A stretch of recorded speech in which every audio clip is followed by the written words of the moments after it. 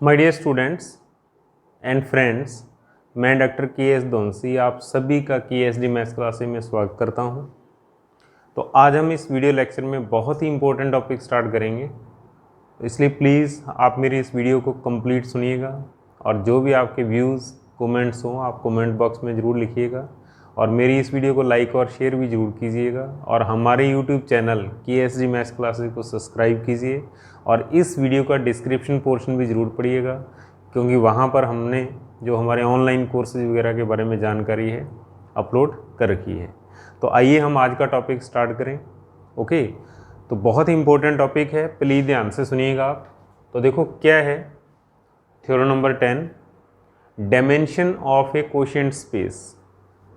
Dimension of A quotient space, किसी विभाग समष्टि की विमा। Dimension of A quotient space. तो देखो क्या है इसकी डेफिनेशन, बहुत ही सिंपल सी स्टेटमेंट है। इफ W बी अ सब space of a finite dimension vector space V over the field F, then dimension of V upon W equal to dimension of V minus dimension of W। ये आपने को proof करना है, यानी कहने का मतलब क्या कुछ दिया हुआ है इसने इसके अंदर। V एक वेक्टर स्पेस है, ठीक है, ओवर द फील्ड F, और इसकी डायमेंशन कैसी है, फाइनाइट।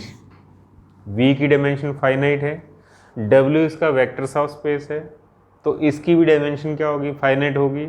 और उसके बाद अपने को प्रूफ करना है dimension of quotient space V upon W कितना होना चाहिए, इन दोनों की डायमेंशन के डिफरेंस के इक्वल होना चाहिए। That is dimension of V upon W equal to dimension of V minus dimension of W। ये अपने को प्रूफ करना है। ओके, तो प्रूफ लिखिए प्लीज़।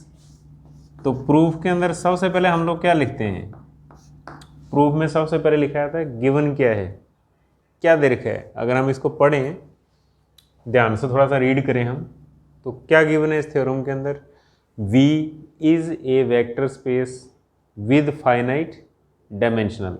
ओके, तो लिखो आप, since V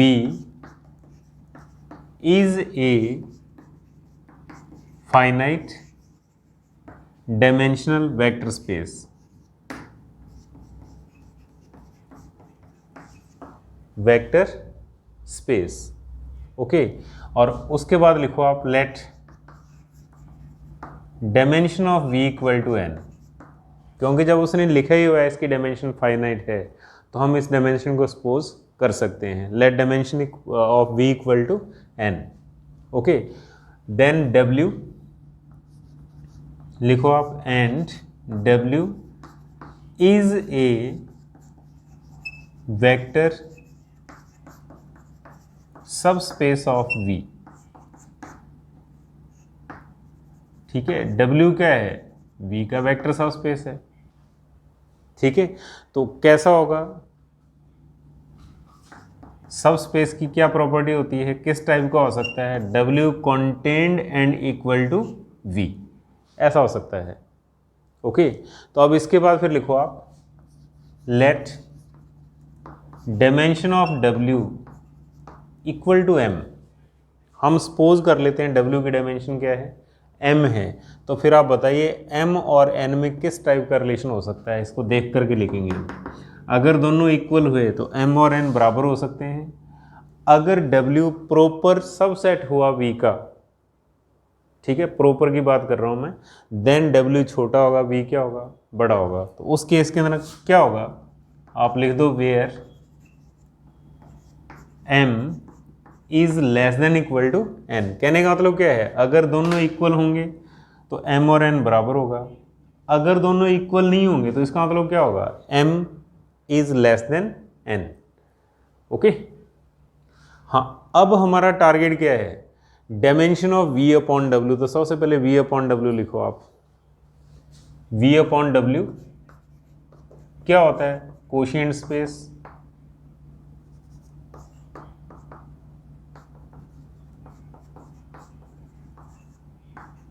quotient space of V। Okay, किस टाइप के एलिमेंट्स होते हैं इसके अंदर, cosets W plus alpha for all alpha belongs to V, यहाँ पर प्रत्येक अल्फा वी का एलिमेंट होगा, सच दैट यहाँ पर दो कंडीशंस होती हैं। जब भी हम क्वोशिएंट स्पेस लिखते हैं तो दो कंडीशन अपने को जरूर लिखनी पड़ेंगी। ओके, कौन कौन सी? नंबर 1, पहली कंडीशन, दो एलिमेंट्स का sum that is W plus alpha plus W plus beta equal to W plus alpha plus beta. दो एलिमेंट्स का जोड़ हम ऐसे कर सकते हैं। और सेकेंड कंडीशन क्या होती है कि अगर हम स्केलर से मल्टीप्लाई करें किसको? W प्लस अल्फा को, तो इसका आंसर क्या होगा? इसका आंसर होगा W प्लस ए अल्फा। ठीक है, दो एलिमेंट्स का जोड़ हम इस तरीके से करेंगे, दो वेक्टर को जोड़ा जाएगा तो रिजल्ट क्या होगा? W plus alpha plus W plus beta equal to W plus alpha plus beta. और अगर हम स्केलर से मल्टीप्लाई करेंगे that is A into W plus alpha, तो इसका रिजल्ट क्या होगा? W plus a alpha. Okay, और आप इसको इक्वेशन नंबर फर्स्ट दे दो दोनों को, number 1।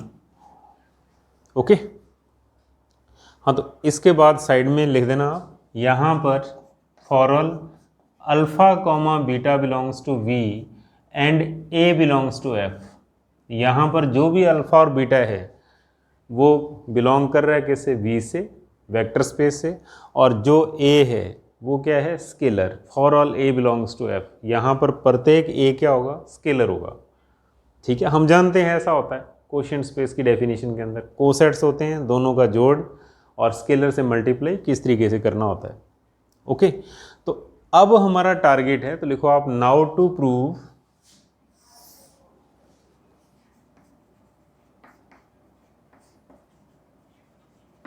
Dimension of V upon W कितना होना चाहिए? Dimension of V minus dimension of W, ये हमारा टारगेट रहेगा। कहने का मतलब क्या करना होगा अपने को? N माइनस M प्रूफ करना। क्यों? डायमेंशन ऑफ V हमने कितना सपोज कर रखा है? N, और डायमेंशन ऑफ W हमने कितना सपोज कर रखा है? M। तो फिर इसका आंसर क्या आना चाहिए? Dimension of V upon W equals to dimension of V minus dimension of W। ये हमारा टारगेट, ये अपने को प्रूफ करना है। कब प्रूफ होगा? जब हम ये प्रूफ कर देंगे कि dimension of V upon W किसके इक्वल है? N माइनस M के इक्वल। ओके, तो अब हमारा टारगेट ये है। ठीक है, तो अब आप ध्यान दो, करना क्या होगा अपने को डायमेंशन के लिए? डायमेंशन का रिलेशन किसके साथ होता है? बेसिस के साथ। Number of elements in basis, ठीक है, of A vector space is called dimension. ठीक है, वेक्टर स्पेस के बेस आधार में जितने एलिमेंट होते हैं उनकी संख्या क्या कहलाती है? डायमेंशन कहलाती है। तो अब हमारा टारगेट क्या होगा? बेसिस प्रूफ करना, किसका? V अपॉन W का, और उसके अंदर कितने एलिमेंट होने चाहिए? N माइनस M एलिमेंट होने चाहिए। ये अपने को प्रूफ करना होगा। तो इसके लिए फिर हम स्टार्टिंग कहाँ से करेंगे? तो स्टार्टिंग देखो आप, स्टार्टिंग आप करोगे W से, छोटे से स्टार्ट करना, ध्यान देना आप। V बड़ा है, W क्या है? छोटा है। W से स्टार्ट करेंगे हम, ये चीज़ नोट करिएगा आप। ठीक है, तो लिखिए आप इसके बाद। हाँ, तो इसके बाद प्लीज लिखो आप since dimension of W equal to M। ठीक है, मैंने क्या कहा था अभी, याद रखना है, W से हम लोग स्टार्ट करेंगे। ओके, तो ये नोट लगा देना आप, क्योंकि अब हमारा हम लोग क्या करने जा रहे हैं? इस थ्योरम का प्रूफ करने जा रहे हैं इसके बाद। ठीक है, तो अब डायमेंशन का मीनिंग क्या होता है? W का बेस और उसके अंदर कितने एलिमेंट्स हैं? M elements. तो लिखो आप let S1 equal to basis of W। हम सपोज कर लेते हैं S1 W का बेसिस है। ठीक है, देन S1 किस टाइप का होगा, alpha 1 alpha 2 up to alpha m। क्यों, इसकी डायमेंशन कितनी है, m है, तो इस बेसिस के अंदर कितने एलिमेंट होंगे, m एलिमेंट्स होंगे। फिर इसकी प्रॉपर्टी क्या होती है, क्योंकि हमारे काम आएंगी प्रॉपर्टीज़, इसकी प्रॉपर्टीज़ होती हैं S1 इज़ Li नंबर 1। दूसरी प्रॉपर्टी क्या होती है, LS1 equal to W। S1 W को जनरेट करता है। बेसिस की 2 पॉइंट होते हैं जब भी हम बेसिस प्रूफ करते हैं, तो अगर ये बेसिस है W का तो इसका मतलब क्या है, 100% ये 2 कंडीशन होंगी यहाँ पर, ठीक है। और सेकंड कंडीशन को लिखिए क्योंकि वो बार बार काम आएगी हमारे इस थ्योरम के अंदर। तो LS1 equal to W means अगर हम इसके एलिमेंट्स का लीनियर कॉम्बिनेशन लिखें तो वो किसका एलिमेंट बनेगा, W का एलिमेंट। सेकंड कंडीशन, S1 के एलिमेंट का लीनियर कॉम्बिनेशन W का एलिमेंट होगा। तो आप लोग क्या लिख सकते हो, that is A1 alpha 1 plus A2 alpha 2 up to AM alpha m belongs to W। Equation number इसको दे दो आप फर्स्ट ऑलरेडी है, सॉरी, इक्वेशन नंबर सेकंड। ये तो हो गया डायमेंशन ऑफ W की बात। W का बेसिस होगा, उसके अंदर m एलिमेंट्स होंगे, 2 प्रॉपर्टी होंगी बेसिस की, और सेकंड प्रॉपर्टी को आप लिखिए, ठीक है। अब इसके बाद फिर आइए by extension theorem. Extension theorem क्या होती है कि अगर किसी वेक्टर स्पेस में कोई Li सेट हो तो उसमें कुछ एलिमेंट्स को हम ऐड करते हुए उस Li सेट को उस वेक्टर स्पेस का बेस प्रूफ किया जा सकता है। ये एक्सटेंशन थ्योरम है, ठीक है। तो कहने का मतलब क्या है, W is a subset of V, S1 is a subset of W, क्योंकि बेस क्या होता है, सबसेट होता है। मैं यहाँ पर लिख सकता हूँ S1 is a subset of W। तो इसका मीनिंग क्या है, S1 is also a subset of V। और किस टाइप का सबसेट, Li सेट। और एक्सटेंशन थ्योरम क्या कहती है, एक्सटेंशन थ्योरम की क्या स्टेटमेंट है, Li सबसेट में कुछ एलिमेंट को ऐड करते हुए वेक्टर स्पेस का बेसिस प्रूफ किया जा सकता है। ओके, तो लिखिए प्लीज बाय एक्सटेंशन थ्योरम। हाँ देखिए please, S1 is a subset of W and S1 is Li। क्यों, बेसिस ऑफ W। तो मैंने यहाँ पर यही लिखा हुआ है, since S1 is Li set in V। क्यों, रीजन क्या है, S1 is a subset of W and W is also a vector subspace of V, that is a subset of V. Then S1 is also contained in V। ठीक है, कहने का मतलब क्या है, S1 W का सबसेट है, W V का सबसेट है, तो 100% क्या होगा, S1 V का भी सबसेट होगा। किस टाइप का सबसेट है, देखो आप, लीनियरली इंडिपेंडेंट Li, ठीक है। और उसके बाद हम लोग क्या करेंगे, एक्सटेंशन थ्योरम का यूज करेंगे, विस्तार प्रमेय का यूज करेंगे। यहाँ पर एक्सटेंशन थ्योरम की स्टेटमेंट क्या है, ध्यान से सुनिएगा आप। एक्सटेंशन थ्योरम की स्टेटमेंट बहुत ही सिंपल सी स्टेटमेंट है, every Li subset of A finite dimensional vector space V। ध्यान से सुनिएगा आप, every Li subset of finite dimensional vector space V, vector space V का कोई भी Li सेट, कोई भी Li सेट, लेकिन वेक्टर स्पेस कैसा होना चाहिए, उसकी डायमेंशन क्या हो, फाइनाइट, काउंटेबल, लिखी जा सकती हो, ठीक है।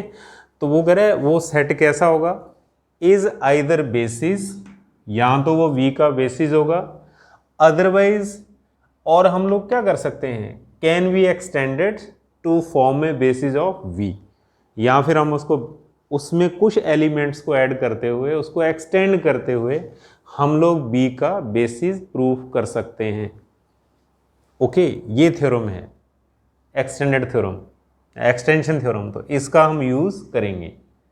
ओके, तो बहुत ही सिंपल है, हमारे पास एक Li सेट है, इसका हम यूज़ करेंगे। Every Li subset of finite dimension vector space V is either basis, यहाँ तो वो बेसिस होगा, अगर बेसिस नहीं है तो फिर हम क्या कर सकते हैं, और can be extended to form में बेसिस ऑफ V, V के बेसिस की फॉर्म में उसको एक्सटेंड किया जा सकता है। तो अब देखो S1 बेसिस तो नहीं होगा V का, क्यों, दोनों के डायमेंशन में डिफरेंस है। देखो आप, डायमेंशन ऑफ V कितनी है n, डायमेंशन ऑफ W कितनी है m, ठीक है, V छोटा है, W क्या है, बड़ा है, m और n के अंदर क्या होगा, डिफरेंस होगा। तो फिर S डायरेक्ट बेसिस नहीं होगा, तो क्या करना पड़ेगा, S1 को एक्सटेंड करना पड़ेगा, इसके अंदर कुछ एलिमेंट्स जोड़ने पड़ेंगे अपने को। तो लिखिए आप, let S2 equal to extended form of S1 या एक्सटेंडेड सेट ऑफ S1, ऐसा भी लिख सकते हो आप। तो अब बताओ इसके अंदर कितने एलिमेंट एक्स्ट्रा ऐड किए जाएं, ये B का बेसिस बने इस थ्योरम की हेल्प से। तो देखो आप वो तो लिखिए आप, alpha 1 alpha 2 up to alpha m। अब इसके बाद इसके अंदर और कितने एलिमेंट होने चाहिए, बहुत ही सिंपल। फॉर एग्जांपल V की डायमेंशन 10 है, dimension of V equal to 10 और dimension of W equals to 7, तो डिफरेंस कितना होगा बताओ आप, 7 और 10 का डिफरेंस कितना आएगा, डिफरेंस आएगा 10 minus 7, that is 3। Difference between dimension 10 minus 7, मैंने इसको जान करके ऐसा लिखा है क्योंकि हम मैथमेटिक्स पढ़ते हैं, हम सीधा लिख सकते हैं 10 माइनस 7 इक्वल टू 3, लेकिन ऐसा लिखने का कोई ना कोई रीज़न है यहाँ पर, ठीक है। हमारे पास V की डायमेंशन कितनी है n, W की डायमेंशन कितनी है m, तो डिफरेंस कितना आएगा n minus m elements, n minus m elements और ऐड करने होंगे अपने को इसके अंदर। तो फिर आप क्या करो, इसके अंदर ऐड कर दो आप और सीरीज अलग कर देना आप। तो लिखिए आप beta 1 beta 2 up to beta n minus m, ये एलिमेंट इसके अंदर एक्स्ट्रा ऐड कर दो आप, ठीक है। Beta 1 beta 2 up to beta n minus m, for example 3 element, beta 1 beta 2 beta 3, okay. और अब अपने को यहाँ पर वैल्यू पता नहीं है क्योंकि हम थ्योरम पढ़ रहे हैं, तो एक की डायमेंशन n है, एक की डायमेंशन क्या है m है, तो हम कितने एलिमेंट एक्स्ट्रा ऐड करेंगे इसके अंदर, n माइनस m, और वो सीरीज अलग ही दिखे इसके अंदर, बीटा की सीरीज कर देना आप, beta 1 plus beta 2 up to beta n minus m। अब देखो बाई एक्सटेंशन थ्योरम S2 क्या है, बेसिस ऑफ V, ठीक है। तो लिखिए आप, by extension theorem S2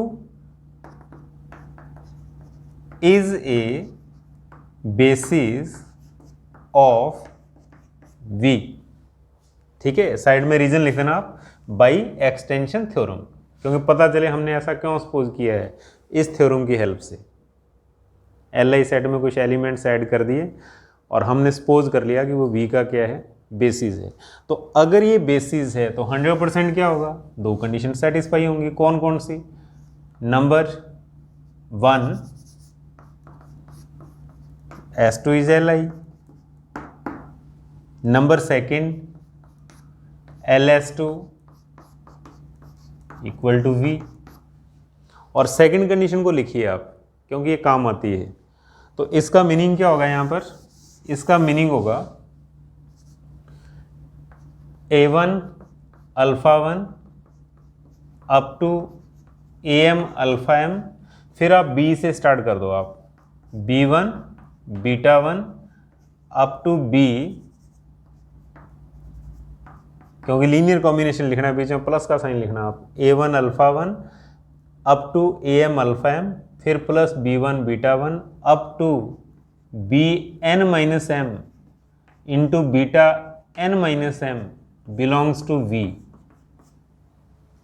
S2 के एलिमेंट का लीनियर कॉम्बिनेशन V का एक एलिमेंट होगा, linear combination of elements of S2, ठीक है, belongs to V because basis of V। Second condition, और इसको इक्वेशन नंबर दे दो आप थर्ड। ठीक है, ये W का बेसिस हो गया, ये B का बेसिस हो गया। अब हमारा टारगेट है V/W का बेसिस प्रूफ किया जाए, उसके अंदर कितने एलिमेंट हो, n-m। तो एक तीसरा सेट और सपोज करिए आप S3, तो लिखिए please, let S3 is a subset of V/W। क्यों, बेसिस कौन होता है, वेक्टर स्पेस का सबसेट होता है। ठीक है, तो हम लोग क्या करेंगे, अब हमारा टारगेट है V/W की डायमेंशन कितनी आनी चाहिए, n-m आनी चाहिए। तो हम लोग क्या करेंगे, इसका एक सबसेट कंसीडर किया जाएगा S3। तो लिखो आप, let S3 is a subset of V/W। Let कर लो आप, let S3 is a subset of V/W such that, जो इस प्रकार है। ठीक है, अब देखो हमारा टारगेट क्या है, हमने इसको क्यों सपोज किया है, बहुत ही सिंपल, S1 W का बेसिस, S2 B का बेसिस और S3 को हम V/W का बेसिस प्रूफ करेंगे। तो फिर इसके अंदर कितने एलिमेंट होने चाहिए, n-m एलिमेंट्स। ओके, तो वो एलिमेंट्स आप कहां से लिखोगे, देखिए आप कहां से लिखे जाएंगे एलिमेंट्स, हमें ध्यान दो प्लीज। S3 को बेसिस प्रूफ करना है और S3 के अंदर एलिमेंट कितने होने चाहिए, n-m। ठीक है, तो देखो हर एक चीज का आंसर आपके पास होता है, आपको कहीं इधर उधर दूर जाने की जरूरत नहीं है। S3 के अंदर एलिमेंट कितने होने चाहिए, n-m। तो आप यहां पर निगाह मारिए आप। ठीक है, मैंने कोई ज़्यादा सेट नहीं लिखा है, मैंने अभी तक सिर्फ 2 सेट लिखे हैं, एक S1 दूसरा S2। S3 लिखने जा रहे हैं हम, और इसके अंदर एलिमेंट्स कितने होने चाहिए, n-m। तो आप बताओ यहाँ पर ऐसी कौन सी सीरीज है जिसमें n-m क्लियर दिख रहा है। देखो आप, मैंने सिर्फ 2 सेट के ऊपर ही हाथ लगाया, S1 और S2। ये सीरीज अलग टाइप की है। देखो आप, इसकी अगर हम नंबरिंग करें तो 1 से लेकर के β1 β2 अप टू βn-m। ठीक है, तो ये हमारे काम आएगी। अब तो कहने का मतलब क्या होगा, आप ऐसा लिखिए, β1 β2, ठीक है, डॉट डॉट, और लास्ट में लिख देना βn-m। S3 में n-m एलिमेंट होंगे, ध्यान दीजिएगा आप। और वो सीरीज कहाँ है हमारे पास, S2 के अंदर है, β1 β2 अप टू βn-m। लेकिन अब प्रॉब्लम क्या है, ये मैंने लिख तो दिया यहाँ पर β1 β2 βn-m, बट S3 किसका सबसेट है, V/W का। S3 किसका सबसेट है, V/W का। तो अब बहुत ही सिंपल है कि अगर हम, ठीक है, अगर हम मैंगो के पेड़ के नीचे बैठे हुए हैं, ठीक है, मैंगो का पेड़ है, तो यहां पर नीचे क्या गिर सकते हैं, ठीक है, ध्यान दो आप, सेब नहीं गिरेंगे, मैंगो फ्रूट ही गिरेंगे नीचे। ठीक है, तो ऐसे ही S3 किसका सबसेट है, V/W का। तो इसके अंदर किसके एलिमेंट होंगे, V/W के एलिमेंट्स होंगे। सब सेट के अंदर हमेशा किसके एलिमेंट्स होते हैं, बड़े के एलिमेंट होते हैं। ठीक है, तो फिर V/W के एलिमेंट देखिए आप, V/W के अंदर एलिमेंट किस टाइप के हैं, W plus alpha, W plus beta, इस टाइप के एलिमेंट्स हैं V/W के अंदर। ठीक है, तो फिर S3 के अंदर किस टाइप के एलिमेंट्स लिखे जाएंगे, यहां पर लिख देना आप W plus and W plus, यहां पर लिखा हुआ था, मेरे को स्पेस चाहिए था, उस टाइम मैंने मिटा दिया था। देखो V/W ये लिखा था यहां पर, W plus alpha, for all alpha belongs to V। तो इस टाइप के एलिमेंट्स है W प्लस अल्फा। तो अब देखो β1 β2 मैंने लिख दिया, तो इसके अंदर फिर अपने को और क्या चाहिए था, W plus β1 W plus β2 up to W plus βn-m। इस टाइप के एलिमेंट्स होंगे इसके अंदर। ठीक है, तो अब आपने क्या करना है, S3 को बेस प्रूफ कर दो, किसका, V/W का। तो और इसके अंदर एलिमेंट्स अपने को पता है कितने हो गए, 1 2 अप टू n-m। लेकिन अब प्रूफ क्या करना होगा, S3 is a basis of V/W। तो लिखो आप, now to prove S3, now to prove S3 is a basis of V/W। ये हमारा टारगेट है। ऐसा हम प्रूफ कर दें, 100% इसकी डायमेंशन कितनी हो जाएगी, n-m हो जाएगी। क्यों, इसके अंदर कितने एलिमेंट्स हैं, 1 2 अप टू n-m। तो अब हमारा टारगेट रहेगा ये दो प्रॉपर्टी सेटिस्फाई करे, कौन कौन सी, Li होना चाहिए और दूसरा ये इस वेक्टर स्पेस को जनरेट करे। क्यों, जो मर्जी बेसिस हो दो प्रॉपर्टी सेटिस्फाई करता है, चाहे वो S1 हो, चाहे वो S2 हो, चाहे हम S3 को प्रूव करें। ठीक है, तो हेडिंग लगाइए आप, number 1 to prove S3 is Li। S3 को Li प्रूफ करेंगे। हाँ, तो इसके बाद आइए आप नंबर 1, यानी कि इसके बाद मैंने क्या लिखा है, to prove S3 is a basis of V/W। तो इसके लिए हमारा टारगेट क्या होगा, S3 को Li प्रूफ करना। ठीक है, number 1 to prove S3 is Li। तो Li के लिए हम लोग क्या करेंगे, इसके एलिमेंट्स का लीनियर कॉम्बिनेशन वेक्टर स्पेस की 0 के बराबर पुट करेंगे। तो लिखिए आप, put C1 into W plus β1 up to, मैं लास्ट लिख रहा हूं इसके बाद, Cn-m into W plus βn-m equal to, मैंने क्या कहा था, 0 ऑफ वेक्टर स्पेस। अब देखो किसकी 0 लिखनी है आपने को, V/W की 0 लिखनी है। और V/W का 0 कौन होता है, V/W का 0 मीन्स प्लस के रिस्पेक्ट आइडेंटिटी एलिमेंट। V/W का 0 होता है W। नोट कर देना साइड के अंदर आप, 0 एलिमेंट ऑफ वेक्टर स्पेस। हमेशा गोल मत लिख देना आप 0, ध्यान दीजिएगा आप। यहां पर इसके लिए वेक्टर स्पेस कौन है, V/W है। लीनियर कॉम्बिनेशन को वेक्टर स्पेस के 0 के बराबर पुट किया जाता है। तो वेक्टर स्पेस का 0 कौन होगा, W होगा, किसका, V/W का। तो आप साइड में मेंशन कर देना 0 ऑफ V/W।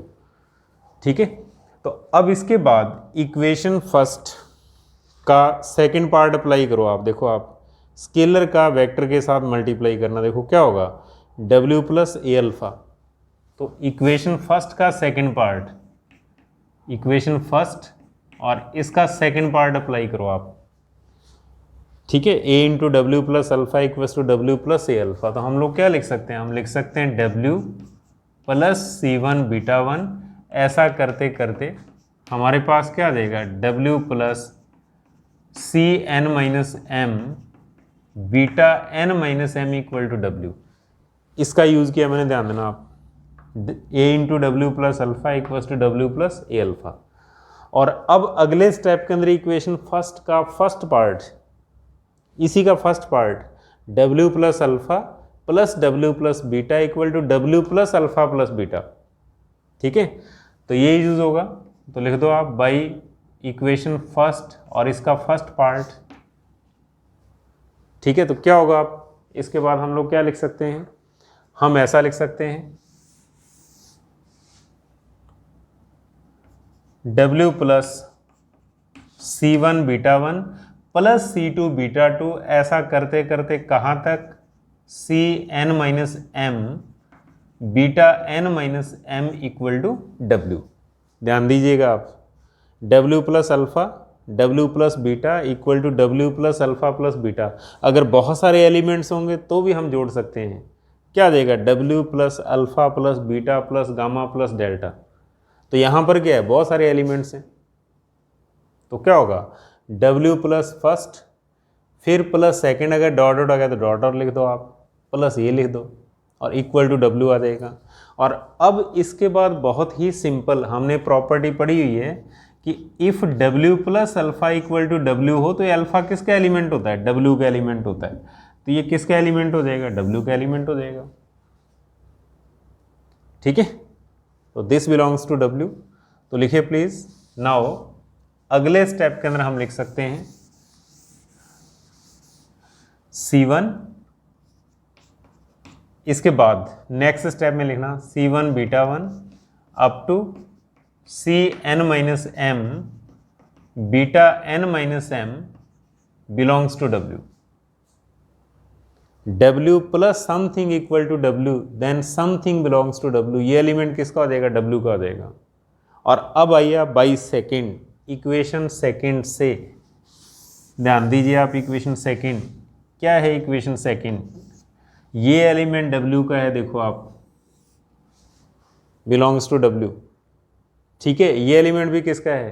W का है। तो इन दोनों को बराबर रखा जा सकता है। तो लिख दो आप by 2, that is C1 beta 1 up to Cn minus m beta n minus m equal to, हमारे पास आ जाएगा A1 alpha 1 up to AM alpha m। ठीक है, ये भी W का एलिमेंट, ये भी W का एलिमेंट, दोनों को मैंने बराबर पुट कर दिया, इक्वल पुट कर दिया। और इक्वल पुट करने के बाद अब आप लोग क्या करो, इसको एक ही साइड में लिखिए आप।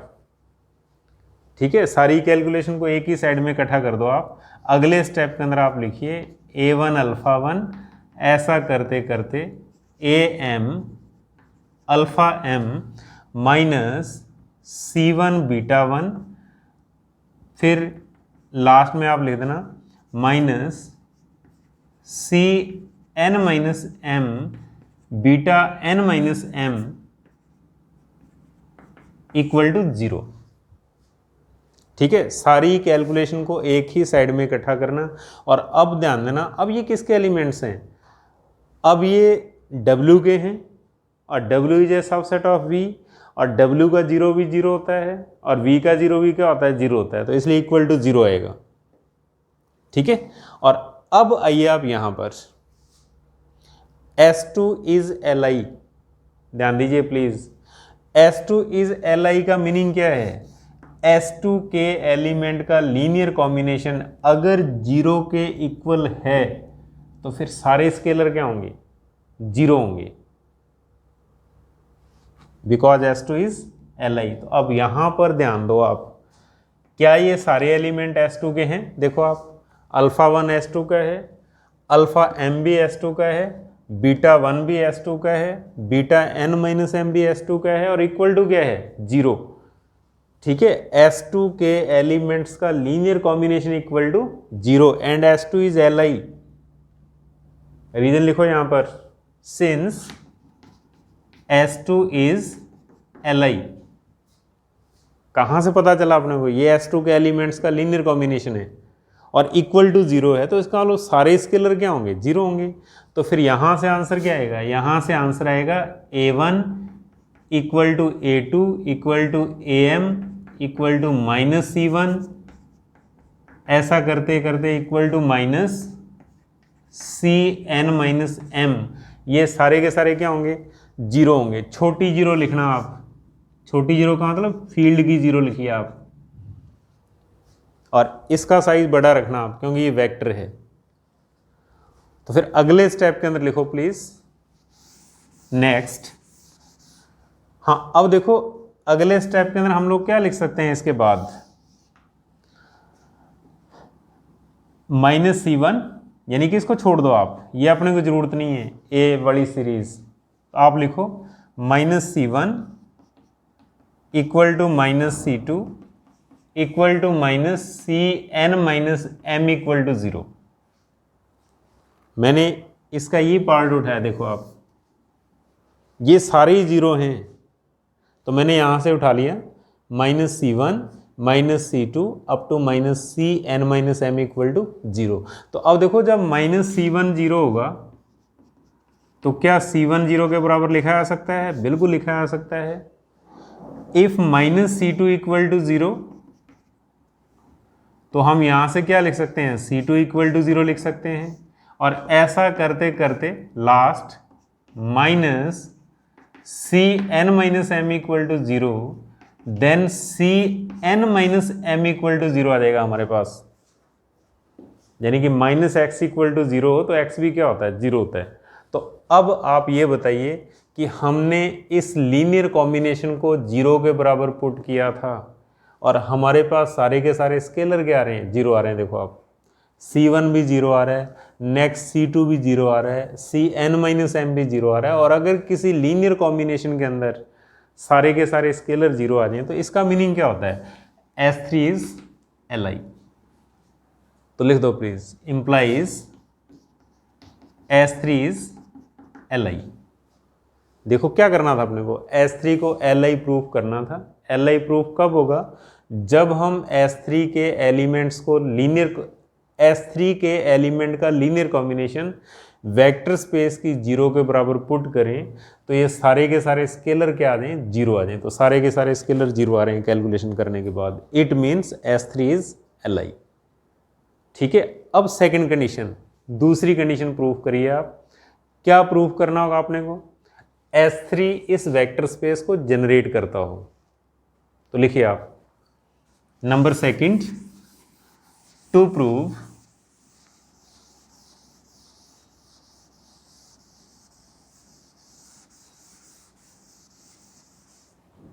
number second, to prove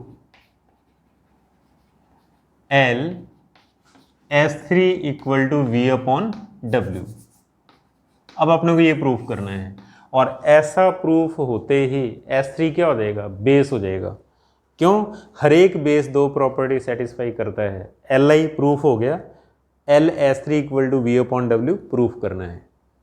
ठीक है, तो इसके लिए बहुत ही सिंपल, क्या करोगे आप, since alpha belongs to V, alpha किसका एलिमेंट है, V का एलिमेंट है। ठीक है, तो फिर मेरे को बताइए अल्फा को हम कैसा लिख सकते हैं इक्वेशन थर्ड से, देखो आप, बाई थर्ड पढ़ना एक बार आप थर्ड को। V का एलिमेंट है ये, ठीक है, V का एलिमेंट कैसे लिखा जा सकता है, S2 के एलिमेंट का लीनियर कॉम्बिनेशन लिखा जा सकता है। क्यों, S2 is a basis of V। तो मैंने डायरेक्ट लिख दिया बाई थर्ड, अल्फा को हम इसके बराबर पुट करेंगे तो by third alpha equal to A1 alpha 1 up to AM alpha M plus, फिर मैंने लिखा हुआ है B1 beta 1 up to Bn minus M beta n minus M। Okay, V का एलिमेंट इक्वेशन थर्ड के अंदर पड़ा हुआ है हमारे पास, ध्यान दीजिएगा। S2 V का बेसिस है, इस प्रॉपर्टी से S2 के एलिमेंट का लीनियर कॉम्बिनेशन V का एलिमेंट होगा। तो हम इसको V के एलिमेंट के बराबर पुट कर सकते हैं क्योंकि V का एलिमेंट है, अल्फा V का एलिमेंट होता है। ठीक है, तो अब अगले स्टेप के अंदर लिखिए आप, देन W प्लस अल्फा। क्यों, हमारा टारगेट क्या है, S3 के एलिमेंट्स कैसे लिखे जाएं, V अपॉन W के एलिमेंट्स के इक्वल। और V अपॉन W का एलिमेंट क्या होता है, W प्लस अल्फा होता है। देखो आप, तो इसलिए मैंने अल्फा से स्टार्ट किया अब। ठीक है, अब W प्लस अल्फा, W के अंदर ऐड करिए आप, W plus A1 alpha 1 up to AM alpha M, इसी के अंदर ये ऐड होगा, यानी कि जस्ट इसके कंटिन्यूटी में ये आगे, यहाँ आप इसको ऐसा लिख सकते हो, then W plus alpha equal to W plus alpha की value A1 alpha 1 up to AM alpha M B1 beta 1 up to Bn minus M beta n minus M. W plus alpha को मैंने ऐसे लिख दिया, alpha की value put कर दी इसके अंदर। ओके, और अब आप नोट करिए इक्वेशन सेकंड, यहां पर लिखी हुई थी equation second, A1 alpha 1 AM alpha M। आप चेक करना ये किसका एलिमेंट है, W का एलिमेंट है। इक्वेशन नंबर सेकंड लिखी हुई थी यहां पर। तो हम लोग क्या जानते हैं, W का एलिमेंट W में जुड़ जाए W ही बनेगा। ये प्रॉपर्टी हम जानते हैं कि इफ अल्फा W का एलिमेंट है then W plus alpha equal to W होगा, ऐसा हम जानते हैं। इफ, ठीक है, अल्फा W का हो then W plus alpha equal to क्या होता है, W। ठीक है, तो अब देखो ये W का एलिमेंट है और W में ऐड होते ही क्या बनेगा, W बनेगा इस प्रॉपर्टी से। तो आप यहाँ तक जो एलिमेंट बनेगा, देखो आप यहाँ से लेकर यहाँ तक, इसको क्या लिख सकते हो, इसको W लिखा जा सकता है, बिकॉज W प्लस W का element by 2, equation number second से। रीजन दे दो आप, बाई 2। ठीक है, element of W plus W है, तो इस सारे को हम W लिख सकते हैं। तो अगला स्टेप हमारे पास बनेगा, that is W plus B1 beta 1 up to Bn minus M beta n minus m।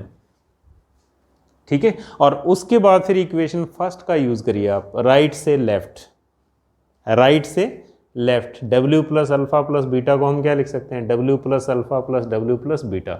तो मैं लिख रहा हूं बाई 1, इक्वेशन फर्स्ट का फर्स्ट पार्ट, फर्स्ट का पहला पार्ट। ओके, हम ही तो अगला स्टेप हमारे पास बनेगा नेक्स्ट,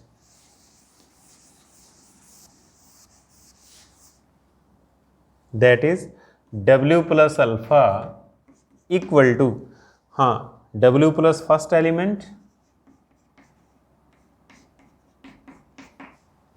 ठीक है, ब्रैकेट लगा दो आप, फिर डॉट डॉट, क्योंकि डॉट डॉट आ रहे हैं, और फिर आप क्या लिखोगे, W प्लस लास्ट वाला element, W plus Bn minus M beta n minus M। ठीक है, कहां से, इक्वेशन फर्स्ट का फर्स्ट पार्ट,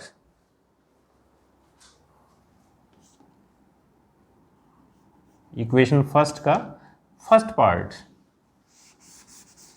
थोड़ा सा पास में लिख दूं मैं क्योंकि स्पेस कम है आगे।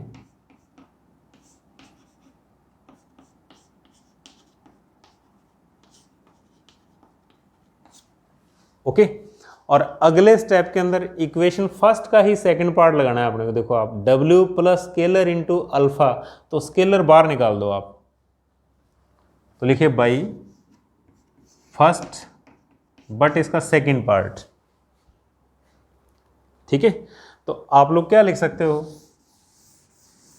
हम इसको लिख सकते हैं that is W plus alpha equal to B1 bar आएगा W प्लस बीटा 1, और ऐसा करते करते यहां से Bn माइनस M बाहर आएगा और इनटू क्या देगा, W plus beta n minus M, equation first का सेकंड पार्ट। और अब बताओ ये क्या है, देखिए आप बड़े ही ध्यान से देखिए आप, V अपॉन W का एलिमेंट हो गया, देखो आप W plus alpha belongs to V upon W equal to linear combination of elements of S3। देखो आप चेक करिए, S3 का एलिमेंट है पहला और ये S3 का एलिमेंट है लास्ट, साथ में स्केलर आ रहे हैं, तो क्या चीज हो गया, linear combination of elements of S3 equal to element of V upon W। तो इसका मीनिंग क्या हुआ, इसका मीनिंग हो गया L S3 equal to V upon W।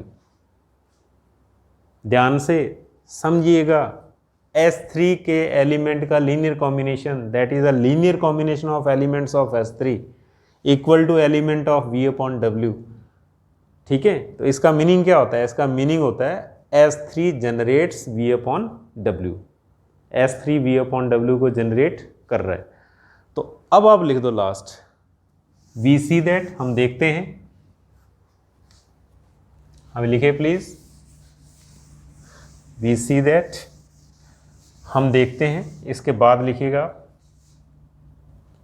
यहीं लिख दो आप, number 1 S3 is Li, number second LS3 equal to V upon W। तो इसका मीनिंग क्या हो गया? इसका मीनिंग हो गया S3 इज ए बेसिस। इसके बाद मैं यहां लिख रहा हूं implies S3 is a basis of V upon W। S3 V upon W का बेस है, और अगर ये इसका बेस है तो इसकी डायमेंशन लिख दो आप। Dimension of V upon W क्या होता है? Number of elements, number of elements in S3। ठीक है, और अब S3 के अंदर एलिमेंट काउंट करो आप, कितने हैं? 1 2 up to n minus m, तो that is n minus m। और n क्या है? डायमेंशन ऑफ V, और m क्या है? Dimension of W। और यही हमारा टारगेट था, dimension of V upon W कितना आना चाहिए? Dimension of V minus dimension of W के इक्वल होना चाहिए। ठीक है, तो प्लीज़ बड़े ही ध्यान से आप इसको सुनिएगा, मुश्किल नहीं है। ठीक है, बेस हमेशा दो प्रॉपर्टी सेटिस्फाई करता है, कौन कौन सी? लीनियरली इंडिपेंडेंट और वेक्टर स्पेस को जनरेट करता है। ठीक है, एक बेस हमारे पास था, एक बेस हमने लिख दिया किससे? एक्सटेंशन थ्योरम से, और तीसरे को हमने बेस प्रूव किया S3 को। तो क्या किया उसके लिए? लीनियरली इंडिपेंडेंट और LS3 equal to V upon W। तो प्लीज़ बड़े ही ध्यान से सुनिएगा, मुश्किल नहीं है, टारगेट आसान है, आसानी से हम आंसर तक पहुंच सकते हैं। ओके, बट ध्यान से सुनिएगा आप, कंडीशन यही है। Okay, thank you. तो प्लीज़